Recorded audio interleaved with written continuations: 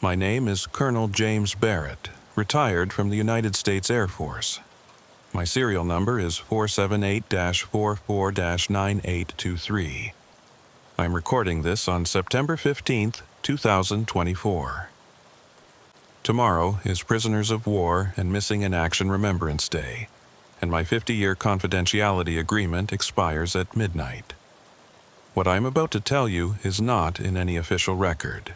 It is not in the Pentagon papers, nor is it in any declassified documents you can request through FOIA.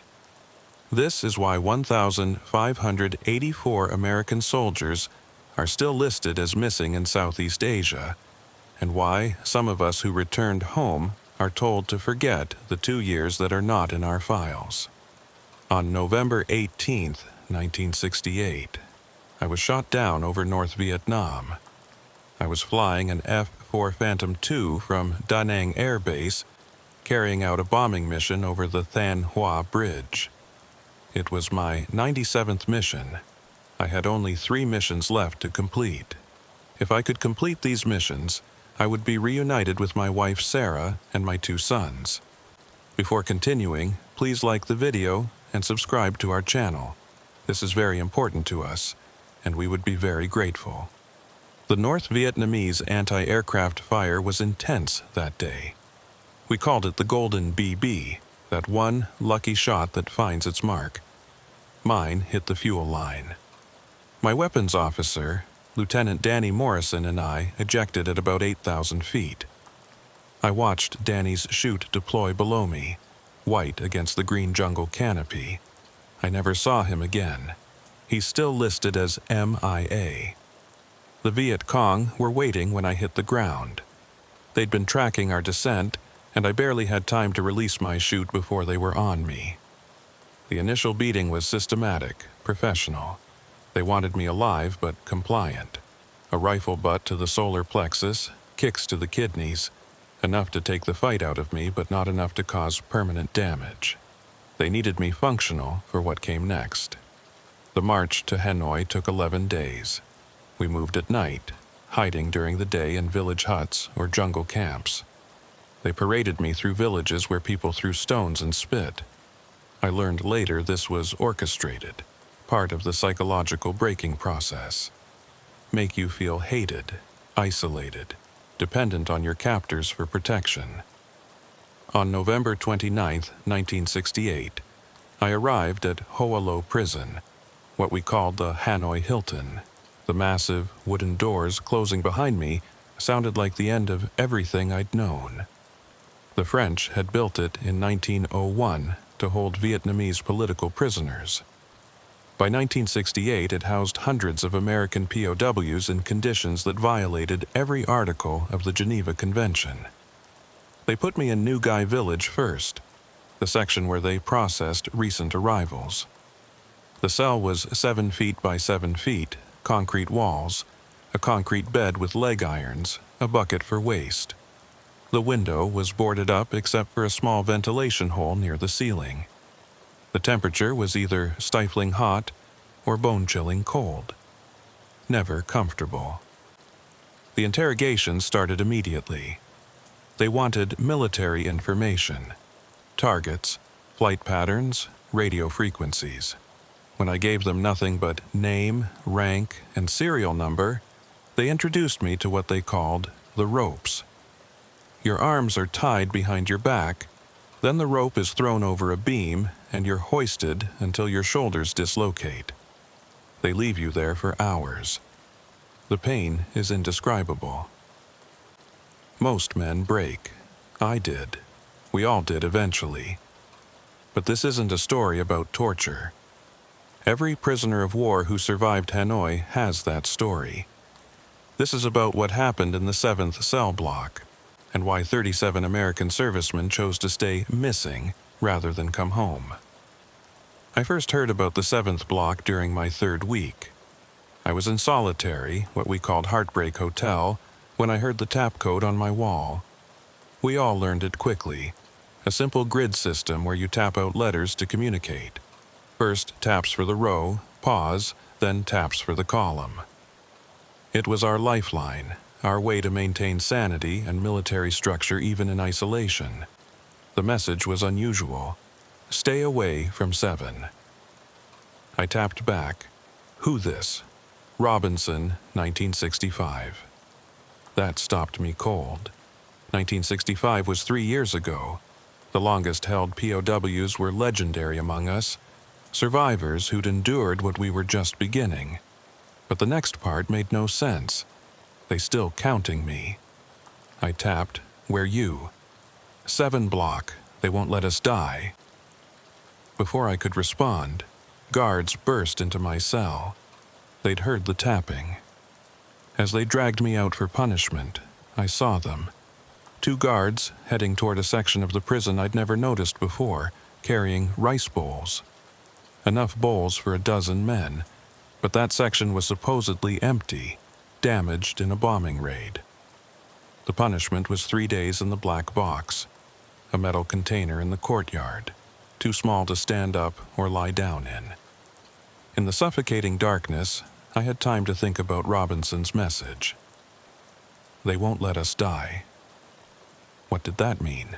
When they let me out, barely conscious from dehydration, they moved me to a different section called the zoo. My new cellmate was Major Tom Garrett, Air Force, shot down in 1967. Tom had been there long enough to know the unwritten rules, the things you didn't talk about even in tap code. You heard about 7 blocks, he said. It wasn't a question, I nodded. Tom was quiet for a long moment, then, there were 3 escape attempts in 1965. All failed. The men involved were supposed to be executed. That's what the guards told us. But sometimes, late at night, you can hear them, tapping. Always the same message. Still here, still counting. Counting what? Days, we thought at first. But the numbers don't match. Last week, someone tapped out 5,847. If they're counting days since 1965, it should be around 1,200. That night, unable to sleep on the concrete slab, I listened. The prison was never truly quiet. Someone was always screaming, crying, praying. But underneath it all, I heard it. Faint, rhythmic tapping. I counted along, 5,848, 5,849, 5,850. The next morning, during our 10 minutes of washing time, I saw something that officially doesn't exist. A guard I didn't recognize was leading a line of prisoners from the direction of Block 7. They moved wrong. That's the only way I can describe it. They walked in perfect unison, like they were all hearing the same rhythm. Their eyes were open but unfocused, and they were all mouthing something silently in sync. Tom grabbed my arm. Don't look. Don't ever look directly at them. Who are they? The uncounted, he whispered. Men who are listed as MIA but are still here. Men who should have died but didn't. Men who... He stopped as a guard approached. That guard was Sergeant Tran, one of the few who spoke English. He looked at me with something I'd never seen in a guard's eyes before. Fear. You saw them, he said quietly in accented English. You should not have seen them. Seen who? He leaned closer. The ones who volunteered for the special program. The ones your government sent medicine for. The ones who cannot die now. Before I could ask more, he walked away quickly, but his words stuck. Your government sent medicine. That night, the tap code network went crazy. Messages flew between cells. New guy saw 7 block. Shut it down. They will move him. Or worse. Tom was grim. You've seen too much. They'll either kill you, move you to 7, or what? Or make you forget. The next morning, I woke up in a different cell. Not just a different cell, a different section of the prison. My head was pounding, and there was a bandage on my left arm right over the vein, track marks from needles. 3 days were missing from my memory. My new cellmate was Captain Richard "Rick" Lawson, Navy pilot, captured in 1966. He took one look at me and sighed. "They dosed you," he said. "Same thing happened to me last year. You probably saw something you shouldn't have. The 7th block, the uncounted prisoners." Rick's face went pale. "Jesus, you saw them? Actually saw them?" I nodded. "Then we need to talk. But not here, not now. During exercise time. The guards avoid the southwest corner of the yard. Too much sun reflection off the wall. It blinds them for about 10 minutes around noon." Those 10 minutes changed everything I understood about my captivity, about the war, about what my government was willing to sacrifice. Rick had been a test subject before his capture. Not willingly. He'd been part of a vitamin program at Naval Air Station Pensacola that turned out to be something else entirely. They were testing psychological compounds, he told me, speaking quickly, quietly. Drugs that were supposed to make us better soldiers. More resistant to interrogation. More resistant to fear. More resistant to death. That's insane, is it? Think about it. What's the biggest problem with POWs from a military standpoint? We break. We give up information. We die, and our knowledge dies with us. But what if you could create soldiers who couldn't break because their minds could partition information? Who couldn't die because their bodies would enter a kind of stasis when severely damaged? You're talking about super soldiers. No, I'm talking about something worse. I'm talking about men who can't die but aren't really alive either. Men who exist in a state between life and death, constantly counting because numbers are the only thing that keeps them anchored to reality. He pulled up his sleeve, showing me scars I recognized. Injection sites, but old ones, healed over years ago. 5 of us from the test program were shot down in '66, he continued. They put us all in Block 7 initially. Called it a medical quarantine. But something went wrong. The drugs, combined with the torture, the malnutrition, the psychological pressure, it activated something. Changed us. Changed how? Henderson was first. They beat him so badly his heart stopped. The guards confirmed it. No pulse for 5 minutes. They were about to remove his body when he sat up, but he wasn't right.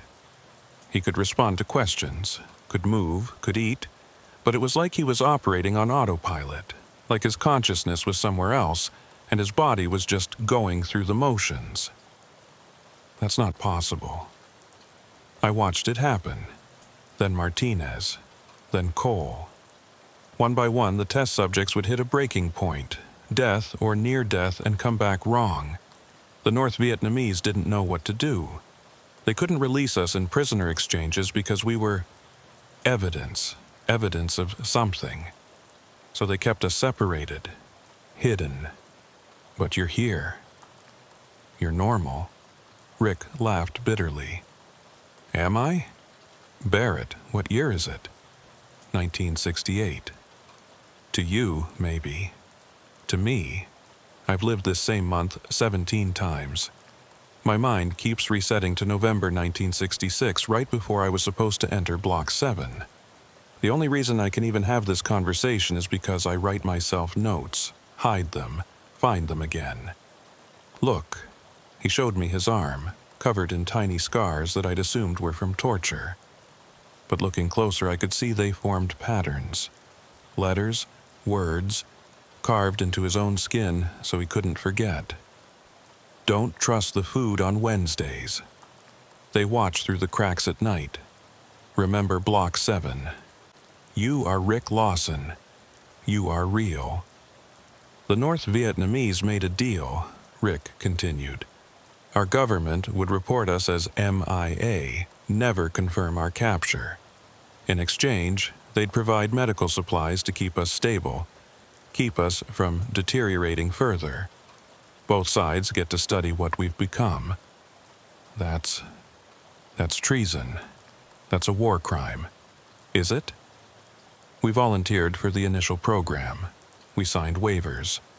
We agreed to serve our country in any capacity necessary. And technically, we're not being tortured anymore. We're being maintained, studied, counted. The counting, every heartbeat, that's what they count. The uncounted ones, they're aware of every single heartbeat because it's the only thing that reminds them they exist. $5,850. That's 5,850 heartbeats. In an hour, they'll tap out 350,000. By tomorrow, 500,000. It's the only thing that keeps them tethered to this reality. That night, I couldn't sleep. I lay on my concrete bed feeling my own heartbeat, suddenly hyper-aware of it. 1, 2, 3, 4. How many until I lost count? How many until counting was all I had left? The tapping started again around midnight, but this time, it wasn't numbers. It was a message. Barrett. I sat up. That was my name being tapped. Barrett, Block 7, tomorrow. Tom, my previous cellmate, had warned me this might happen. Once you knew about Block 7, you either joined them or no one really knew what the other option was. I tapped back. Who is this? All of us. The tapping came from everywhere, above, below, from every wall. The entire prison was relaying the same message. All of us, Block 7, tomorrow. Rick was awake too, pressed against the wall, listening.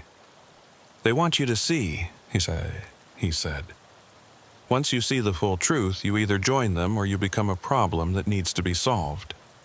What should I do? Survive, he said simply. That's all any of us can do. Survive and hope that someday someone will believe the truth. The next morning, Sergeant Tran came for me. He didn't say anything, just gestured for me to follow. We walked through sections of the prison I'd never seen. Older parts, French colonial architecture crumbling from decades of humidity and neglect.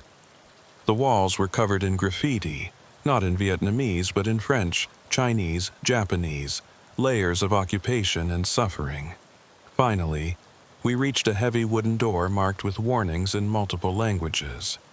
The newest sign in English read, Medical Isolation Unit, Authorized Personnel Only. Tran produced a key that looked far too modern for this ancient place. Your government provided this lock, he said. They want to make sure only certain people can enter.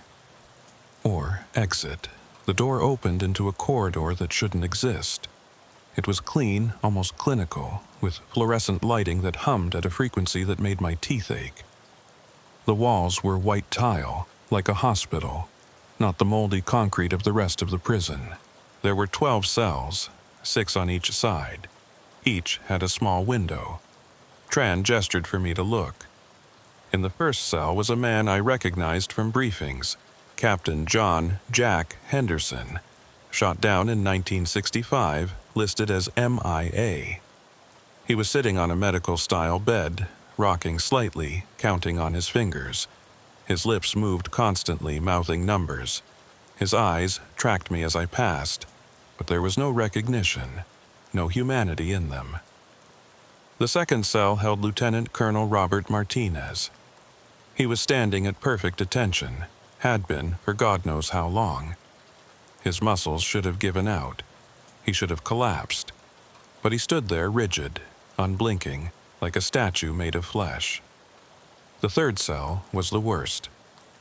Master Sergeant David Cole was writing on the wall with his fingernail, which had worn down to the quick.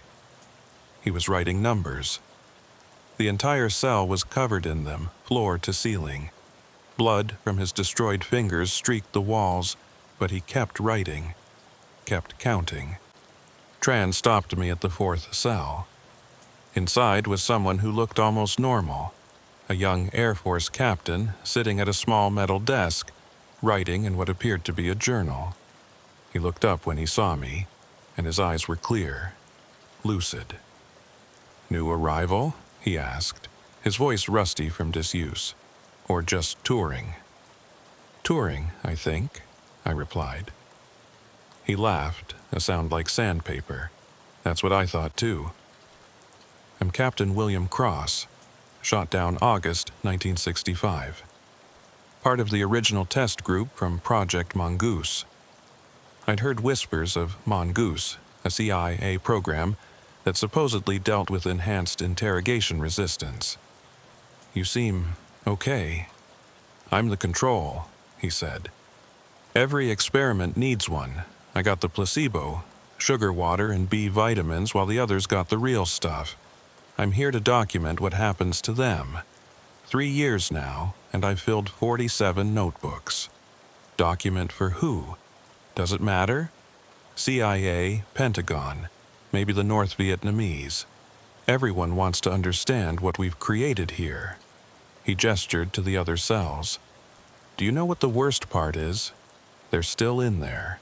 Henderson, Martinez, Cole. Their consciousness is still present, buried under layers of chemical programming and psychological fracturing. Sometimes, late at night, I hear them trying to break through. They tap out messages that aren't numbers, names of their kids, their wives, baseball scores they're trying to remember. But by morning, it's back to counting." Tran interrupted. "Enough. You've seen. Now you must decide." "Decide what?" Captain Cross answered for him. "Whether you join the study or become part of the problem that needs containment. And if I refuse both?" Tran and Cross exchanged looks. "There is no refusing," Tran said. "Your government and mine have an agreement. The research must continue. The only choice is your level of participation." They led me to a medical examination room at the end of the corridor. It was absurdly well equipped for a POW camp. EKG machines, surgical tools, medications with English labels. A Vietnamese doctor was waiting, along with someone who shocked me to my core, an American in civilian clothes. "Colonel Barrett," the American said, extending his hand. "I'm Dr. Marcus Webb, Central Intelligence Agency. I apologize for the circumstances of our meeting." I didn't shake his hand. "You're supposed to be getting us out, not experimenting on us. The situation is more complex than you understand. What we've discovered here could change the nature of warfare. Soldiers who can't be broken under interrogation. Operatives who can survive catastrophic injury. The implications—" "These men are zombies," I shouted. "They're counting their heartbeats because it's all they have left." Dr. Webb adjusted his glasses. "The current subjects, yes, have had suboptimal outcomes, but that's why we need fresh data. Healthy subjects who haven't been compromised by extended torture and malnutrition. Subjects like you. Go to hell. Colonel, you've already been exposed. When you were unconscious for 3 days, we administered the baseline compounds. You're already part of the study. The only question is whether you participate willingly or not." I felt the blood drain from my face. The injection sites on my arm suddenly burned with new meaning. "What did you give me?" "A cocktail of experimental neurotropics and classified psychoactive compounds. Don't worry, it's a refined version, much safer than what the 1965 group received. You won't end up like them. Probably." "Probably?" Dr. Webb pulled out a folder filled with medical charts. "There have been 23 subjects total. 5 from the original Mongoose group, 18 acquired after capture. Of those, 7 experienced complete psychological dissolution, the counters as we call them. 4 achieved a stable dissociative state where they can function but have no emotional response to stimuli. 6 died, though it took considerably longer than it should have. 3 experienced what we call temporal displacement, They believe they're living in different time periods simultaneously. 2 achieved something remarkable: enhanced cognitive function and resistance to physical trauma without significant psychological degradation. And 1, he paused. 1, we don't talk about. What happened to the 1? Tran spoke up. He escaped, but not in the way you think. His body is still here in cell 12, but his mind, his consciousness, it went somewhere else. He's been catatonic for 2 years, but his brain activity is off the charts. It's like he's living a completely different life somewhere we can't reach. Dr. Webb continued. We need to understand why different subjects react differently. Is it genetic, psychological, environmental?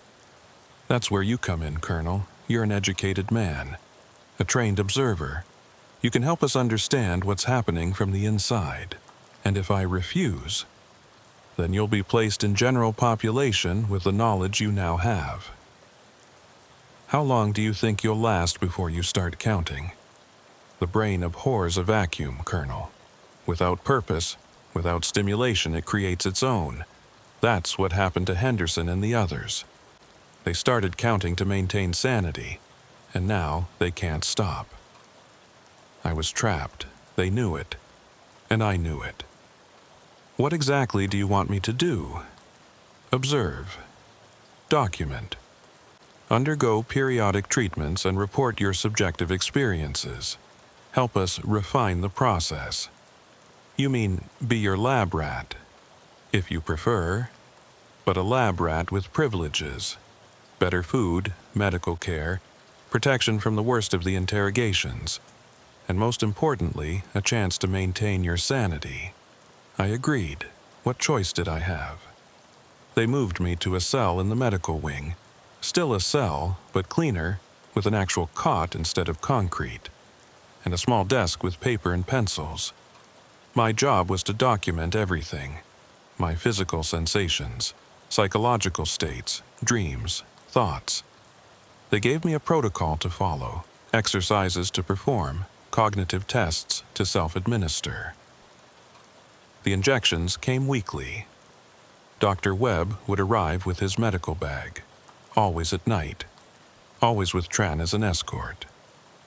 The compounds burned going in, and afterward I would experience 12 to 24 hours of altered perception. Colors were brighter, sounds had texture, and time became elastic. But it was the dreams that were the worst.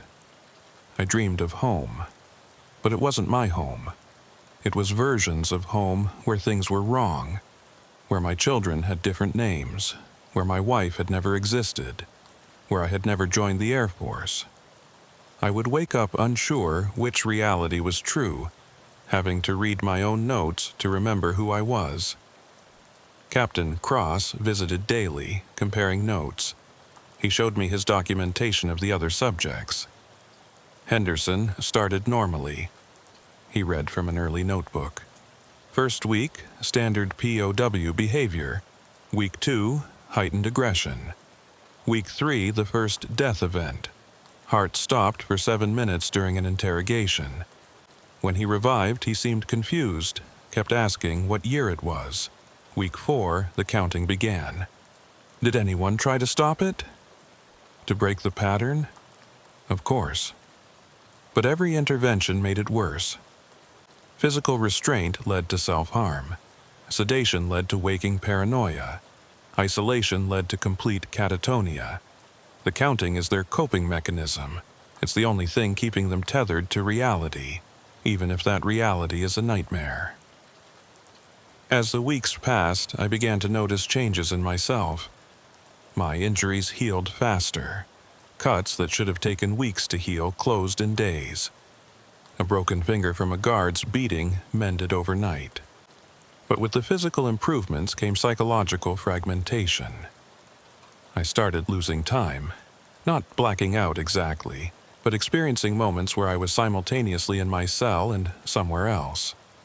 Once, I was walking through my house in Colorado Springs, could smell Sarah's perfume, could hear my boys playing in the yard, even as I was aware of sitting in my cell writing.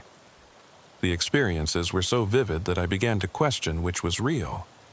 Dr. Webb was fascinated by these episodes. Bilateral consciousness, he called it. Your mind is learning to exist in multiple states simultaneously. This could be breakthrough. Imagine an operative who could gather intelligence while their body is imprisoned or incapacitated. Imagine a human being losing their grip on reality, I countered. Reality is subjective, Colonel. What makes your current experience more real than your episodes? Brain activity, sensory input. By all our measurements, your brain believes both experiences are equally valid. 3 months into the treatment, something happened that changed everything. I was in one of my bilateral episodes, walking through a park in Washington, D.C. that I'd never visited, when I encountered another person who saw me.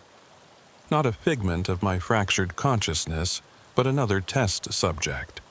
It was Lieutenant Colonel Martinez from Cell 2, but here, in this other place, he was lucid, normal. Barrett?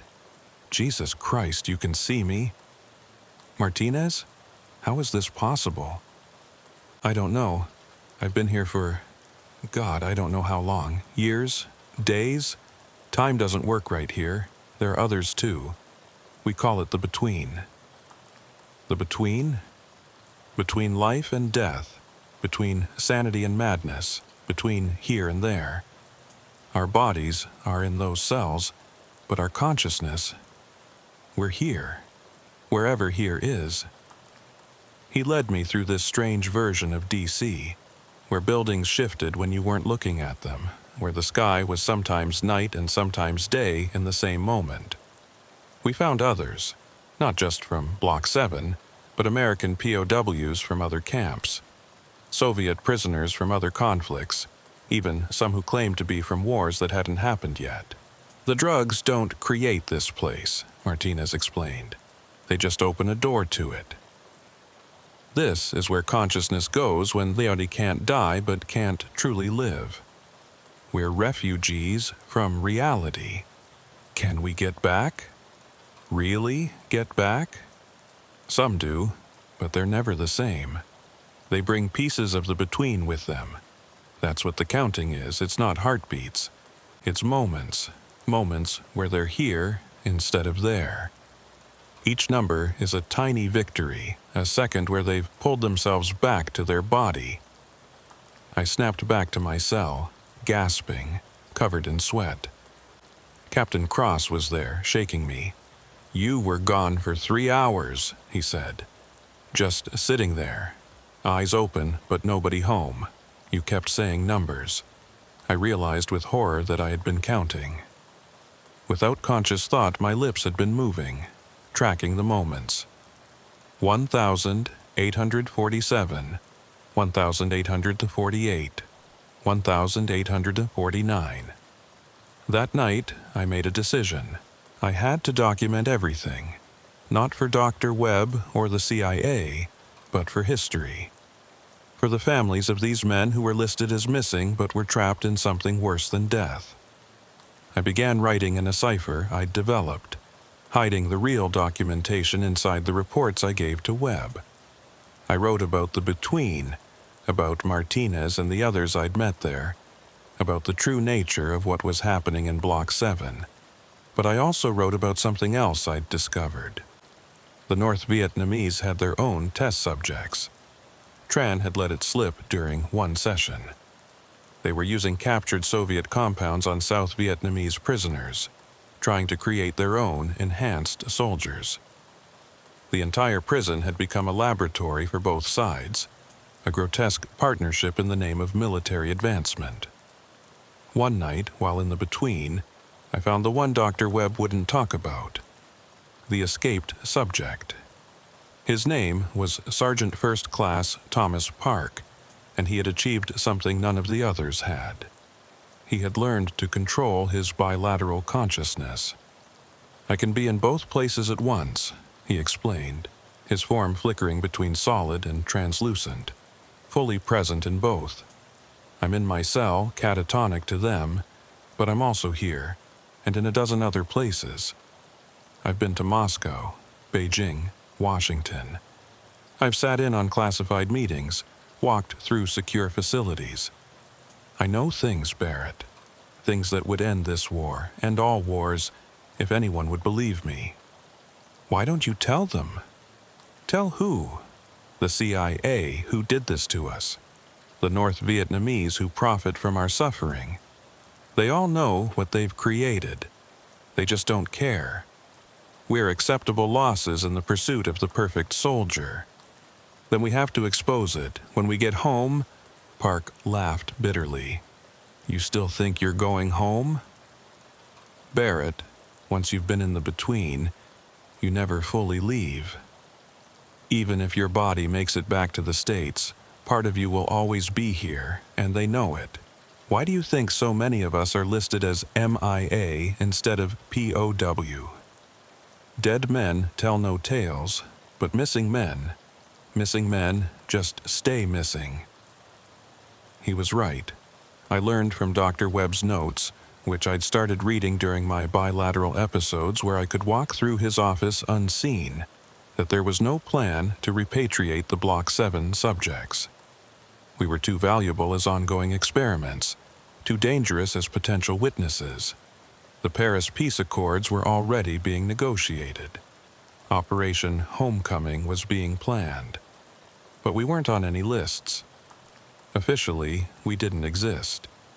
That's when the real horror set in. We weren't prisoners of war.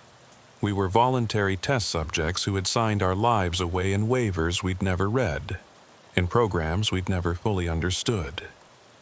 The North Vietnamese were just the laboratory. Our own government was the scientist, and the experiment was far from over. January 27, 1973. The Paris Peace Accords were signed. Throughout the Hanoi Hilton, there was celebration. Men wept, cheered, embraced each other through the bars of their cells. Freedom was coming. Operation Homecoming would begin in 3 weeks. But in Block 7, there was only silence. Dr. Webb had arrived that morning with a different energy. He was nervous, sweating despite the cool weather. With him were 3 other Americans in civilian clothes and a North Vietnamese general I'd never seen before.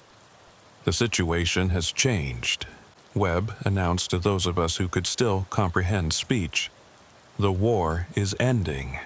Prisoners will be exchanged. But you understand that you cannot be included in the official repatriation. Captain Cross laughed bitterly from his cell. So we just disappear? Families never know what happened to us? Your families have already been informed of your deaths, one of the other Americans said coldly. Training accidents mostly. Some combat losses. Clean, honorable deaths. They've had their funerals, received their flags. To resurrect you now would raise questions we cannot answer. I felt something break inside me. Sarah thought I was dead. My boys were growing up without a father. I'd been erased. However, Webb continued, we're not abandoning you. The research must continue, but in a different setting. Those of you who are stable enough will be transferred to a facility in Laos. Neutral territory, better conditions, proper medical care. And those who aren't stable, I asked. Webb didn't answer. He didn't need to. That night, they began the selection process. One by one, they evaluated the Block 7 subjects. Henderson, still counting, was deemed non-viable for transport. Martinez, locked in his standing catatonia, same verdict. Cole, whose fingers were now just bloody stumps from his endless writing, would stay. Of the 23 subjects, only 7 of us were selected for transfer. Myself, Cross, Rick Lawson, Park, still catatonic but valuable, and 3 others I'd barely interacted with. The rest would remain in Block 7, officially non-existent, until they died. Or until their bodies finally gave up trying to die. But I had a plan. During my episodes in the between, I'd made contact with someone unexpected.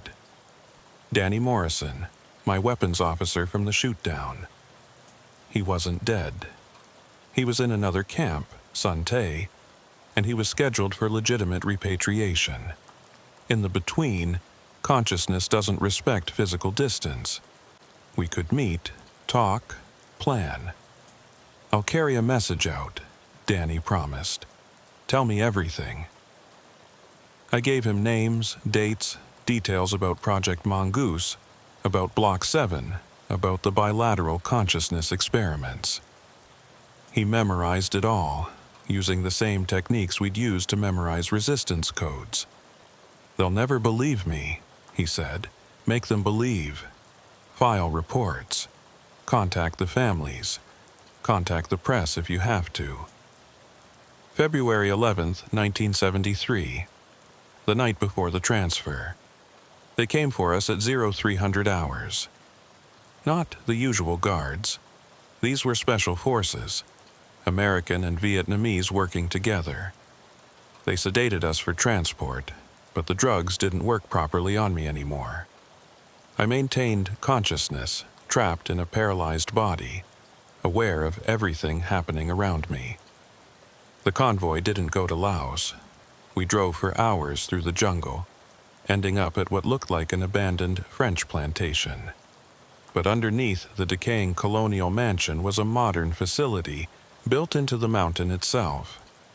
The entrance was hidden behind a waterfall, the sound covering any noise from within. This wasn't a medical facility. It was a black site. They had subjects from multiple programs here. Not just American POWs, but Soviet advisors, Chinese volunteers, even some Viet Cong who'd been exposed to their own experimental programs. We were all guinea pigs in the same maze, regardless of which flag we'd fought under. My cell, though they called it a room here, was actually comfortable. A real bed, a toilet, a sink, even books. But the testing intensified. Daily injections, hourly monitoring, constant psychological evaluations. They were trying to refine the formula, to create a version that would provide the benefits without the dissociation. Dr. Webb was replaced by a team of scientists led by a woman who only gave her name as Dr. Sarah. She was brilliant, cold, and utterly devoted to the project. "You're the success story, Barrett," she told me during one session. "You can access bilateral consciousness without losing your primary identity. You maintain temporal consistency while experiencing non-linear perception. Do you understand how valuable that makes you?" "I understand that I'm a prisoner being experimented on against my will. Your will became irrelevant when you signed up for experimental vitamin trials in 1967, she replied, showing me a document. My signature was at the bottom, though I had no memory of signing it. "Everything we're doing is technically legal. Unethical, perhaps, but legal." The months blended together. Spring became summer, became fall. We heard nothing from the outside world. The war was over, but our war continued in syringes and sensors and endless psychological manipulation. Then Park woke up. Not physically, his body remained catatonic, but in the between, he became fully active, and he'd learned something crucial. The bilateral consciousness wasn't just about existing in two places, it was about existing in two times. "I've been to 1985, he told me during one of our between meetings. 1997, 2010. This doesn't end, Barrett. This program, these experiments, they continue for decades. They perfect it. By the early 2000s, they have soldiers who can operate in multiple dimensions simultaneously. But the cost is astronomical." "What cost?" "Every bilateral consciousness creates a fracture in reality. Small at first, but they compound. By 2015, the fractures are causing what they call temporal bleeding. Past, present, and future overlapping randomly. They try to stop it, but it's too late. The subjects can't be terminated because they exist across multiple timelines. Kill them in one, they persist in others. That's insane, is it? You've been to the between. You've seen how fluid reality becomes there. Now imagine thousands of subjects, all creating fractures, all existing in multiple states. Reality itself becomes negotiable. I didn't want to believe him, but I'd started experiencing it myself. I would have memories of things that hadn't happened yet. I knew when Dr. Sarah would visit before she decided to come. I could see the outcomes of experiments before they were conducted. Cross noticed it too. You're changing, Barrett. Your eyes, sometimes they're looking at things that aren't there, or aren't there yet. He was documenting everything in his journals, which had grown to over 100 volumes. The complete record of what had been done to us, hidden in plain sight as medical documentation. Someone needs to survive this with their mind intact, he said. Someone needs to tell the story. December 1973. Almost a year since the Paris Accords. A new subject arrived, and he brought news from the outside world. The POWs had gone home. There had been parades, celebrations, reunions. But there were also questions. Families of MIA soldiers were organizing, demanding answers. Danny Morrison had kept his promise. He was telling people about Block 7, about the experiments. Most dismissed him as traumatized, delusional, but some believed. Dr. Sarah was concerned. There's too much attention. We may need to accelerate the timeline. I learned what that meant when they started the final phase protocols. Instead of refining the formula to reduce side effects, they were trying to induce full bilateral consciousness in all subjects simultaneously. They wanted to create a unit of soldiers who could operate across multiple dimensions at once, the ultimate in force multiplication. The first test killed 3 subjects outright. Their bodies couldn't handle the strain of existing in multiple states simultaneously. They literally tore apart at a cellular level, dissolving into a kind of organic static. The second test was worse. 5 subjects achieved full bilateral consciousness but lost all connection to their original timeline. Their bodies remained, breathing, eating when fed, but empty. Their consciousness had scattered across infinite possibilities, unable to reassemble into a coherent identity.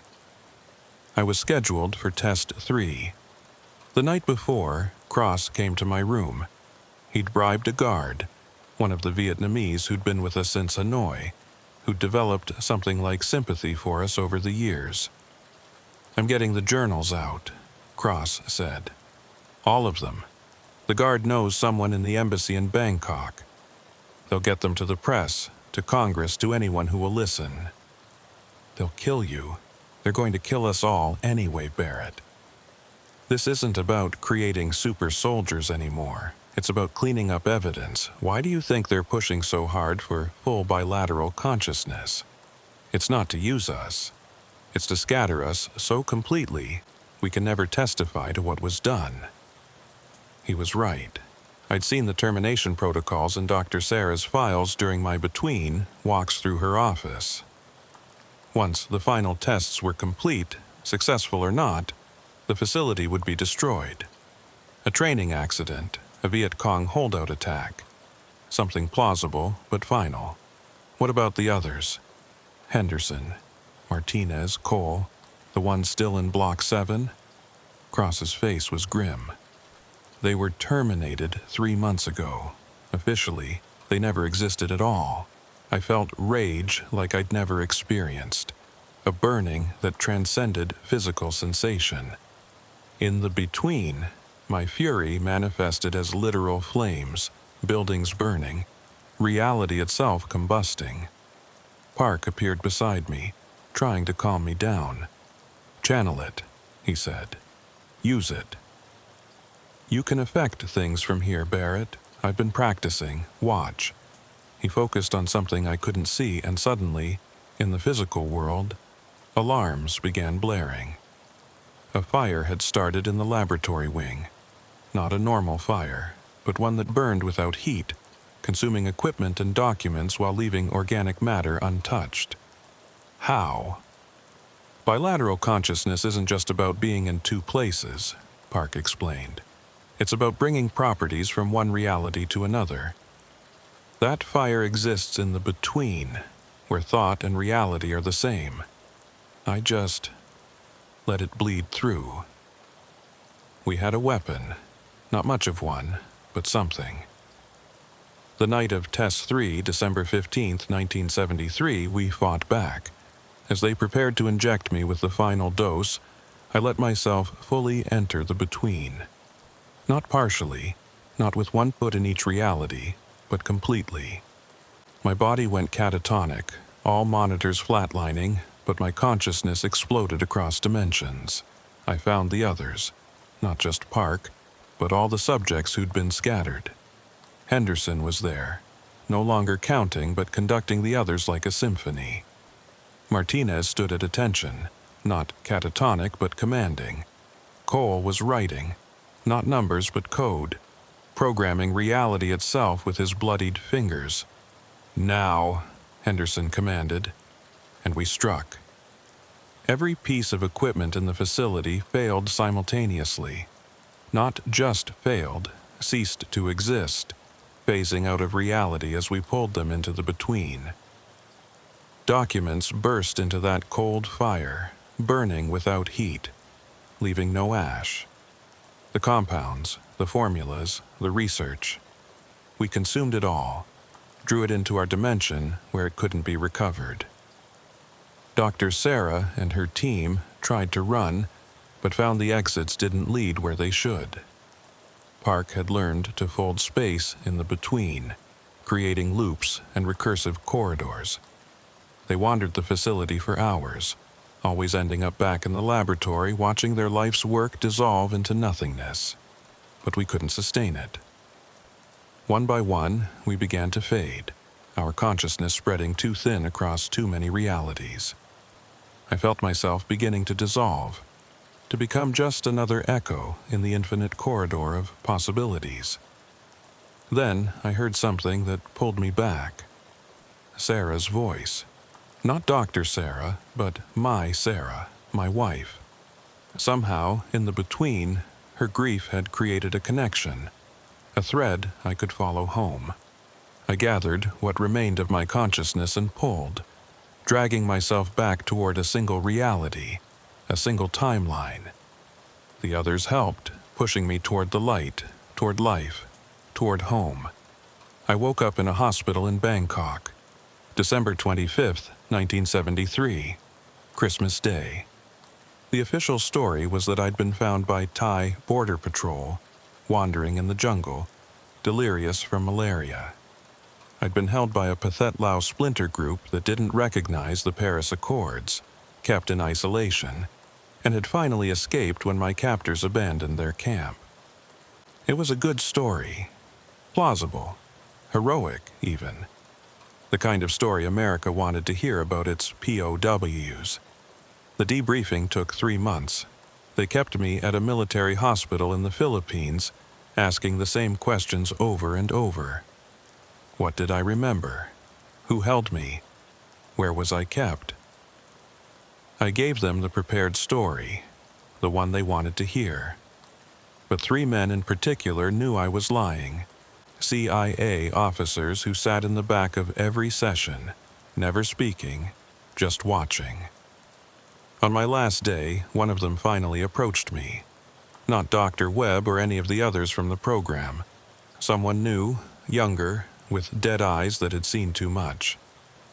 "We know what happened at the facility," he said quietly.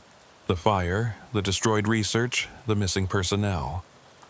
we also know it's impossible. The facility was found intact, abandoned, but intact. No fire damage, no missing documents. Everything exactly where it should be, except for the people. Then where is everyone? That's what we'd like to know, Colonel. Dr. Sarah, her entire team, even the other subjects, they're all gone, vanished. The only one we found was you, 300 miles away, with no explanation for how you got there. I knew where they were. They were in the between, trapped in the space they'd tried to weaponize. But I said nothing. There's a story you could tell, the officer continued. A story about experiments, about bilateral consciousness, about things that shouldn't be possible. That story would destroy careers, maybe even bring down governments. It would also destroy you. Your family would be endangered, your pension, your benefits, your life, all gone. Or you go home, reunite with your family, live quietly, never speak of Block 7, of Dr. Webb, of any of it. Sign this. He produced a document, dozens of pages of legal text. 50 years of silence, Colonel. After that, if you're still alive, if anyone still cares, you can tell whatever story you want. I signed. What choice did I have? March 15th, 1974.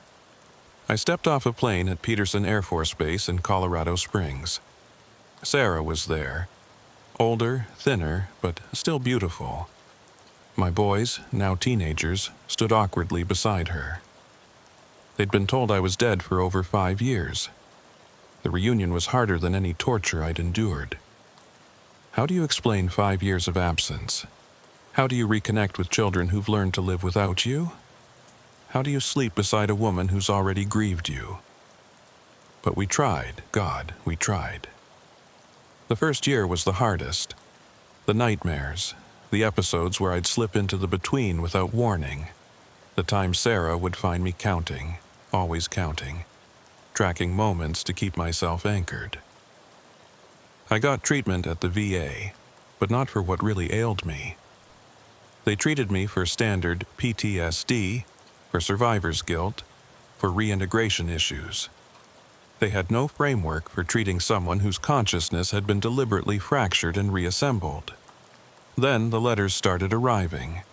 The first was from Cross. He'd made it out somehow and was living under an assumed name in Oregon.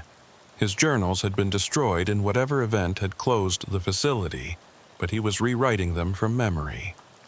Someone needs to document this, he wrote, before we all forget or disappear. The second was from Danny Morrison, my weapons officer.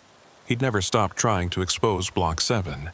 He'd been discredited, deemed mentally unstable, forcibly retired.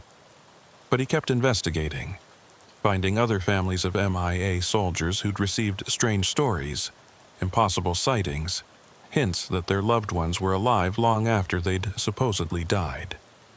The third letter had no return address. It was just a photo. Rick Lawson, standing in front of the Lincoln Memorial, dated 1976. Rick had supposedly died in the facility, but there he was, older, grayer, but unmistakably alive. On the back, someone had written, "Still counting. Day 4847. Still here." I started my own investigation, careful, quiet, using skills I'd learned in the between to access information without leaving traces. What I found chilled me. The program hadn't ended. It had evolved. The facility in Laos had been abandoned, yes, but the research continued at multiple sites. Fort Detrick, Area 51, a submarine base in the Arctic. They'd learned from their mistakes. No more POWs, no more unwilling subjects. Now they recruited from terminal patients, people with nothing to lose, offering them a chance at survival in exchange for participation. Some of the new subjects I recognized from the between, consciousness that had been scattered in 1973 but were being slowly reassembled, pulled back into new bodies, recycled test subjects for an endless experiment. By 1980, I'd identified 17 former Block 7 subjects still alive, living under assumed names, scattered across the country. We stayed in contact through coded letters, cryptic phone calls, meetings that looked like chance encounters. We called ourselves the Uncounted. Henderson was in Maine, no longer counting heartbeats but teaching mathematics at a community college, using numbers to stay grounded. Martinez ran a small construction company in New Mexico, building things to prove he could still affect physical reality. Cole had become a writer, channeling his compulsion to document into novels that told our story as fiction. We met once a year, always on November 18th, the anniversary of my shoot-down. Not in person. That would have attracted attention. We met in the between, that strange space we could all still access, where the facility still stood, where Dr. Sarah and her team wandered endless corridors, where the failed experiments counted their way through eternity. In the between, Park was king. He'd learned to shape reality there, creating spaces where we could exist without fracturing further.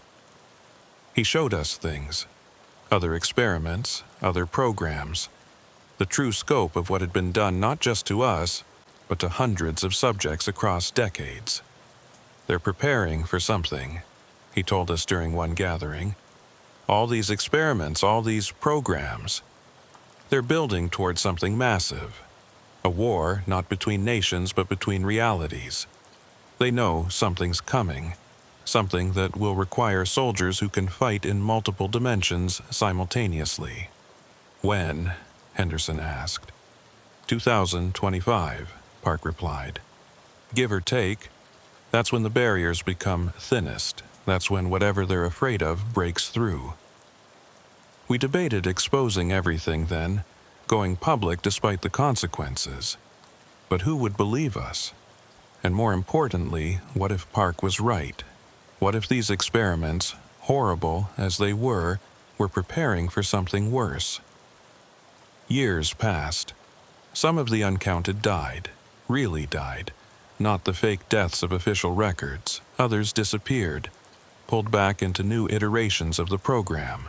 By 2000, only 9 of us remained from the original Block 7 subjects.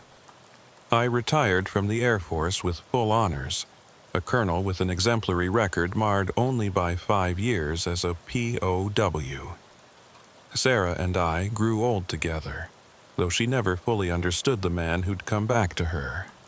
My boys had families of their own, and I tried to be a good grandfather, though sometimes I'd slip away, my consciousness fracturing, and they'd find me staring at nothing, counting moments in a reality they couldn't see.